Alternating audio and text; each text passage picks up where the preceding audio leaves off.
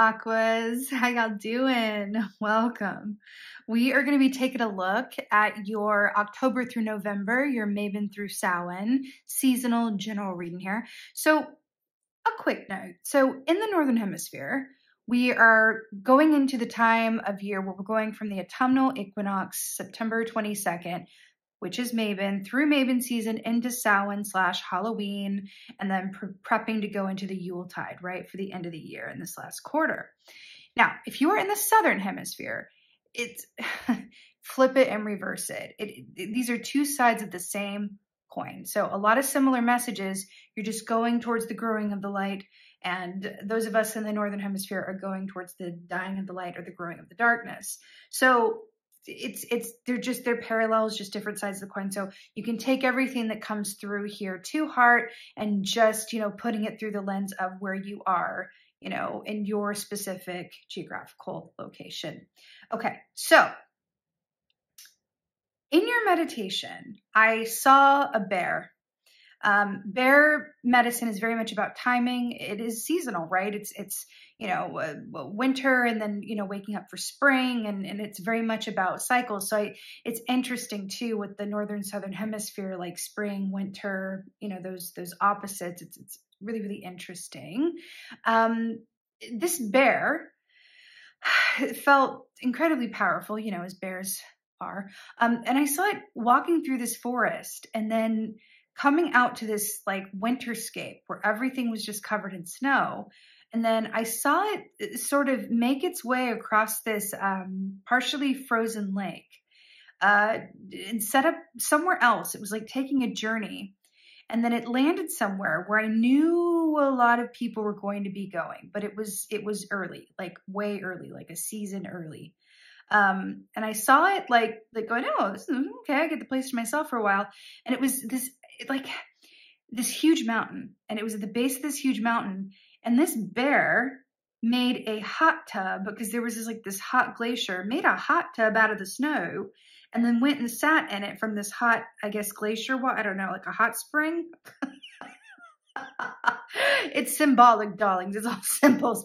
And I saw it sit in this hot tub, looking out at this snowy, frozen lake, going like, yo. And it knew that these other ships were going to be coming in, that everyone was going to be arriving when it was warmer. But for now, there was such ecstasy and divine just joy in getting there before the rest of the, before it got busy. It was like, woo, I got peace and quiet. I got this homemade hot tub all to myself. I can just be chill. And then, the time will come where I'll be here first to greet everyone when they, make it to shore. It's really, really fascinating. So what's coming to mind with this, Aquas, is after I do these readings, after I do these channeled readings, I might remember parts of it, especially if they, people are in the comment section referring to the same bit. I'll be like, oh yeah. But for the large part, I don't remember a lot of these because they're channeled, right? But I am being reminded, and I feel like I was reminded last time maybe also, about a time period that has been coming through for the Aquarian Collective for a minute here. And I feel like, was the time period like Capricorn season? Was it? Can you tell me in the comments? Because I literally, how it's coming across is, I'm saying, remember that time you've been talking about? That's what we're we're referencing that now because it's coming close. And I'm like, oh, was that Capricorn season? I think it was Capricorn season. Anyway, focus being drawn to that very, very, very, very, very, very strongly. Capricorn season, I'm not great with specific dates, but I know it's right before Aquarius season. Aquarius season starts on January 20th. So Capricorn season is, from December, mid to late December into, January 20th. So it's interesting that we're looking at the time frame, right? Because we aren't into Yule time yet. That'll be the next round. We're looking at Yuletide. We're looking at that period before the period that I've been channeling that is so important for y'all right now. So it's fascinating, but I can't tell you how rare it is. And if you've been with me for any length of time, you know how rare it is for me to like pinpoint a time period and go, this time matters, like this time right now. Really, really fascinating. So take from that what you will, but this is coming up and it feels like that is the theme here.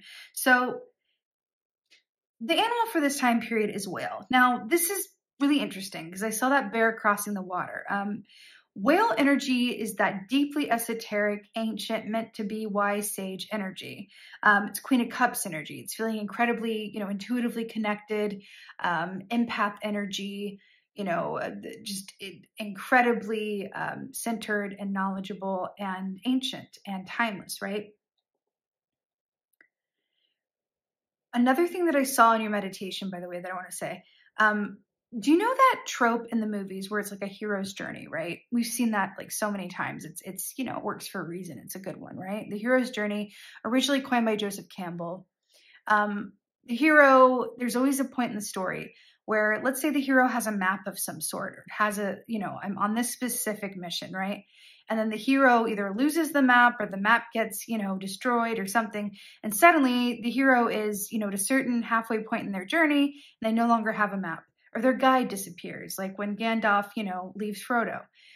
It's wow, I had a map, I had like a safeguard here, and now it's just gone and it's out the window. And I'm seeing that image of like the point in the story where like the blindfold goes on and they're having to like go forward without really knowing what's coming, feeling less like, oh, okay, I don't know what's coming up next. I'm just gonna have to be ready for anything. I'm also seeing that image from like the Karate Kid where the Karate Kid was trained with the blindfold, and it was like, oh God, why do I gotta train with the blindfold? This is dumb. But then like the fight scene comes where sand is like kicked into his eyes and he goes blind, and suddenly he's like, oh, I was trained for this. And like suddenly all of his other senses are like there. I have shivers as I'm talking about this.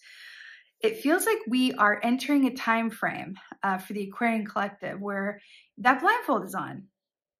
And it feels like a midway part, or a certain, part of the journey where it is like your card here, which is you, up in the air. But it feels like it's a part of the process and a part of the journey here. That bear crossing and getting somewhere early ahead of time so that it had time to wait and chill and ground itself. What is coming? Trust me.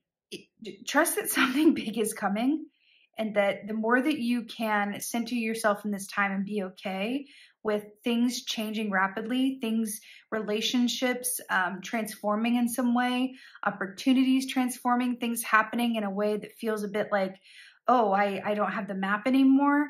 This is all being constructed and laid out specifically for you so that whatever is coming during this season that we've been looking at for so long here, so that you are prepared and ready.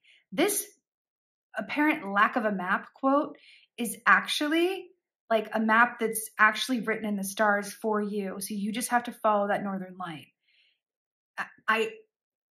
Y'all, I'm channeling this. I don't know exactly what it means. This is what it is. It feels karmic. It feels, like it's a big part of the soul plan. And speaking of which, and then we'll get into the cards here. Speaking of which, I was using a completely different deck for these readings. These are all the same, but this core, I was using a different deck because I use smaller cards because it works for the spacing a little better on the table. And this deck would not pull a card. And I was like, this is the wrong deck for Aquarians. And I was called to go to the Akashic Tarot deck, which I don't ever use as the base for a reading because it's all very karmic big lessons. And it's sort of like the advanced tarot in a way. It's like tarot, but for the soul. Like it's like extra, right? It's like Ascended Masters level tarot. So I just want to say that. I feel like it feels like important for that reason. So you are coming through as up in the air, number 18, which by the way is a major within this deck. Whenever you see these numbers, that means it's a major arcana energy, right? Versus your outcome of one of forces here, Ace of Wands, which is, part of the particular elemental suits. So coming in as a major here with up in the air. Now, this is actually really brilliant, but it depends on how you look at it, right? This is a lot like what it sounds like, right? Where things are in motion, things are shifting. The map, right, is in that air balloon and it's flying away without you, right? But again, you're underneath the sky. You have everything that you need. You have signs and symbols within the universe, within your, your team. We're going into Samhain season. You're going to have that connection to the other side. Alternatively, if you're in the southern hemisphere, you're going to be going into Beltane season, which is, there are 2 times of the year where the veil is at its most thin, and they are counterpoints to each other. One is Samhain and the other is Beltane on May 1st. So the fact that you have access to these signs and symbols and this like hotline, like to the other side, your ancestors, to these messages and this knowledge is no coincidence. You are losing the map, but you are gaining all of the information you need. I have shivers with this. It just feels, by the way, that trope in the story, like it's only after the hero loses the map that they find that, it's so trite, but like, the map was inside them all along. Like they didn't need it. They didn't need it. Right? Something about this. Something is shifting in a rather large way. So in your place of challenge, you have the muse. Now, this is fascinating because the muse is very much about, inspiration points. The muses were in Greek mythology. They're about inspiring people towards art, their business, their personal genius. It's feeling like, oh, I'm feeling the muse. I'm feeling the source of inspiration. I feel connected. I'm feeling like it's all flowing. The fact that this is coming in from your place of challenge, would denote to me that allow the muse to transform from what it has been or what the form it usually takes, right? For example, if your muse or your creative point or how you usually get ideas or how you make decisions in your life, if you have a choice to make, how you usually go about making it, you might find that hits a little bit different during this time period. Try something else. For example, if how you usually feel centered in your decision making or in your creative life is usually achieved through, taking a walk and then journaling and then, sitting down and spending time in, creative, images, collages or whatever, I'm finding that might not work in the same way for you during this time. There's another neural pathway that wants to be carved out for you, and it can only be carved out if you're open to something, being willing to do something differently, right? Maybe the creativity or the idea or the knowledge wants to come through a different way because you're meant to ascend to a bigger and better and greater access of knowledge and inspiration, right? It's like if you've been your muse, right? The equivalent of your muse or the way that you access that muse for yourself, which is again, your personal genius, your personal purpose, why you're here, what you do, how you do it, right? If you've been just feasting on appetizers of creativity, but your guides, your soul, the universe is going, but it's time for them to move on to the mains, but you're just getting fixated because the appetizers aren't appetizing anymore. It's like, well, okay, let me just allow the blindfold to be here. Let me allow the map to transform and go blank, and then just walk. Just go ahead and be open and get curious about it, right? Wow, the way that I usually do this isn't really working in the same way. What's a new way? Let me get curious about it. Instead of mourning, any shifts that may be coming or changes, because there are a lot of changes coming, I can tell you that much. It's about getting curious about what might be wanting to come in now that there's a little bit more room there, right? It's something about that. I feel like a lot of people don't talk about this too much, but it's true. As we are humanitarians, we are visionaries, we're inventors, we're a lot of wonderful things. We are also a fixed sign, which means that we struggle with change, inherently so. It just is what it is. We are here to teach others about, and ourselves about, how change can be, in terms of your soul growth, like hard and pivotal, but also, it's about mirroring that part of the human experience that feels safest in consistency, right? When we know what's coming, when we have a thing and we fall in love with it and then we want to do it all the time, then it's like, oh, that thing goes away and it's like, oh, who am I? What am I? When am I? right? There's something about that with the fixed sign that's coming in here that's going, your relationship to change and stability and consistency is going to be challenged. But the mother of invention is necessity, right? And I feel like it is coming that way for you, or being scripted in that way through the stars in your alignment, because you're meant to happen upon something, a greater map system, a greater way, the main course, right, of your purpose, or the manifestation of your purpose, or your relationships, your path, that you would only come upon if that map went out the window. Your way of typically doing things, your plan goes out the window, right? Your relationship to change is what this blindfold is coming through to you to represent, okay? Now, in the place of advice, we have Hilarion, which is very like Hierophant energy. It's very like, you know, exactly where I'm meant to be. But now what's really fascinating about this is that we have all these like ancestors here. Can you see that? All these ancestors here, this guy looking in the book here. You know, I feel like you are very, you know, I'm thinking about back in the day before any of us were alive, right? When there wasn't, you know, even the tarot as it is, when there wasn't YouTube to watch things like this, when there wasn't, you know, technology, right? When there wasn't the same access to knowledge that we have now, how did our ancestors make choices? How did they know what to do? When anyone they knew wasn't available by telephone, when, you know, everything was sort of dependent on their natural surroundings, right? They had to do things when it was light and then, you know, get inside when it was dark. How did they get information and knowledge? How did they connect in with themselves and make the best choices, right? Well, they probably connected to the land around them. They probably connected with themselves. They probably had a lot of quiet and lack of, you know, electromagnetic energy going on. They were able to connect in with that voice within because there was a lot less stimuli, and that was the only choice that they had. This is your advice. This also speaks of careers in communication, mediumship, forensic science, invention, writing, anything that's like on the forefront of something. You're at the forefront of a movement. You're at the forefront of something. It's like that bear getting in the hot tub before anybody else gets there. You're paving the way around something.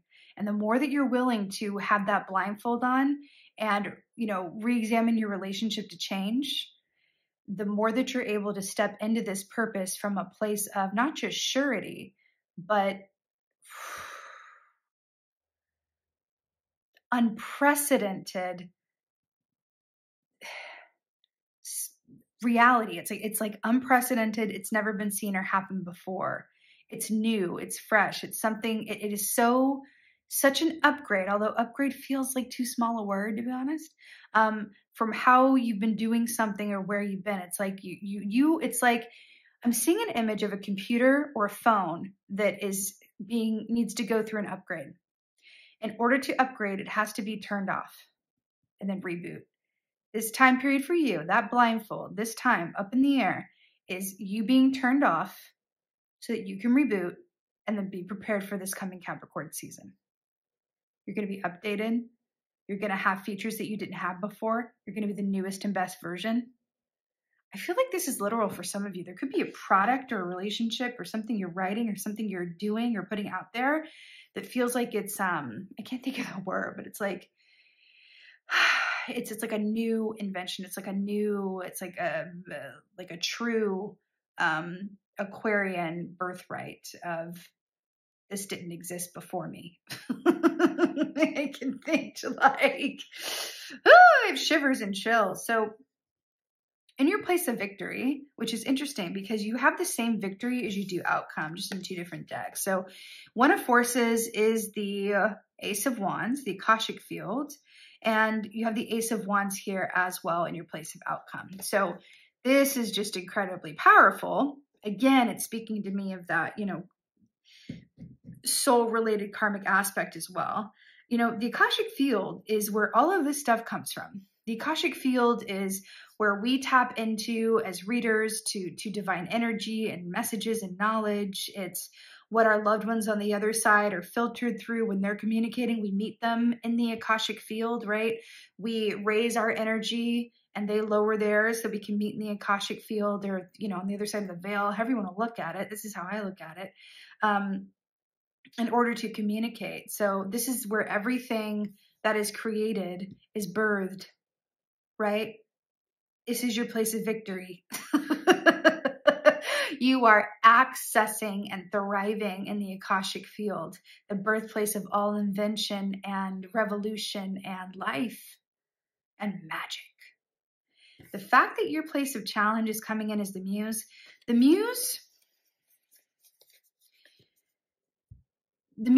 is a step to the Akashic field. It's sort of like the messenger, right? When we call on that muse, right? The muse accesses the Akashic field and then filters through that to give us the message or the insight. That's the challenge. We're trying to access the same muse that we've always done or in the same way we've always done it and coming up short. Then the victory comes as you are going to be accessing this in a completely new way and most directly. I have to say, I do feel like there's a group of you that like the mediumship ability is going to be next level. I'm not sure you're going to realize that's what it is though, which you don't have to. You're having these ingenious ideas or you're having these moments of point and purpose or these magical, moments within yourself that are so far and above what you've experienced before. But I feel like for some of you, that is being directly channeled from those who've come before you. And not just your DNA ancestors, but the ancestors that lived where you live, honey, right? If you live in a particular, like I'm in England, right? It would be the ancestors that walked on this earth, that stood on this ground, the landcestors, honey, the landcestors. So you're not just pulling that magic from people who are related to you, you're pulling the magic from where you are. Whew! I have shivers and chills, and I feel like as I'm looking at this and as I'm channeling this for you, I just have this feeling like I'm Dorothy and the Wizard of Oz, and we're about to see what's behind the curtain, only to learn that it's us that's behind the curtain, and we're stepping into our, ascension point. That's the best way I can think to put it. Ace of Wands, traditionally speaking, is about a new beginning, burst of inspiration, fresh new life, a passionate path forward. It's about virility. It's about creation. It's about genius and mastery, right? That is the outcome, and that is the victory. Writers. If you don't journal, if you don't automatic write, please, that is a way, even with the blindfold on, that you can access this Akashic field. I'm telling you, if you write or have ever thought about writing or could even think about writing, write. These messages that want to come through the Aquarian Collective, this is a great way to do it. Writing. Okay? Just coming through in a really big way. Now, for the Mabon Oracle, we have the Reaper, number 32. For the birth of something new to manifest, the death of something holding you back is inevitable. 1000%. We're talking about the relationship to change. We're talking about, being willing to let go of something this challenge with the muse, something that we always did, or the person or the way we always went about something is no longer doing it. Let those things fall away because the stars are creating something. You're rebooting, right? That is a lot more advanced than how you were doing. You're moving on to that main course. So let things fall away to make room for this new updated operating system. Okay. The Veil, 41. It's quite possible your eyes have become the fog in which you dwell, a half-swallowed glimpse of all that you truly are or can be, that the tears you bleed are ready for the storms to turn the skies inward. Hello. Your eyes have become the fog in which you dwell, a half-swallowed glimpse of all that you truly are or can be, that the tears you bleed are ready for the storms to turn the skies inward. Hello, the Veil. This is talking about Samhain. This is talking about Beltane, depending on where you are. This is exactly what I was talking about. Our ancestors who came before us by candlelight, how did they access wisdom? How did they move about? How did the landcestors where you are move about? How did they make decisions? Did they look to the land? Did they rely on synchronicity? Did they rely on certain patterns that they noticed in nature? Did they look to the weather to inform them? Did they look at the animals in their environment to give them messages or inform them? It's time to go there. It's like you're going into the dark age, pre-technology, pre-industrial revolution, so you can be updated and then go into the frickin' space stratosphere where you're making a hot tub on a snowy bank underneath a mountain. I feel like the Aquarian Collective is like, and only the Aquarians Collective could hear that and go, yeah, I can see it. Homemade hot tub in the snow. It's very great. Come on, get into it. It's just, woo! And again, that whale, that esoteric wisdom. I'm hearing music as well. Music can be a wonderful way to, kind of bypass those neural pathways that feel stuck in a certain way or stuck of fear and change, and open up, to something new and really embrace the blindfold, embrace the burning of the map. Okay, there's something about that. So, woo, Aquarius. This was, definitely a main course. I so hope that this helps and resonates. I am dying to hear what you think of all this. I'm an Aquarian too, so let's chat. Talk to me in the comments. What do you think about all this? What do you notice from this? Is there anything that I said that really resonates, but also, is there anything from this that really stands out to you that you're like, oh, well, what about this and this and this? Let's make this a co-creative reading, y'all. Let's make this a co-creative reading. Talk to me in the comments. What do you see? Because we are in this together. And I truly feel that if you're watching this right now, you're going to be picking up on certain aspects of this. And if we all come together as the collective and speak from our individual experiences and what we're individually seeing, it will help form the tapestry and be the blindfold. Let's be each other's vision. Ooh, she got shivers.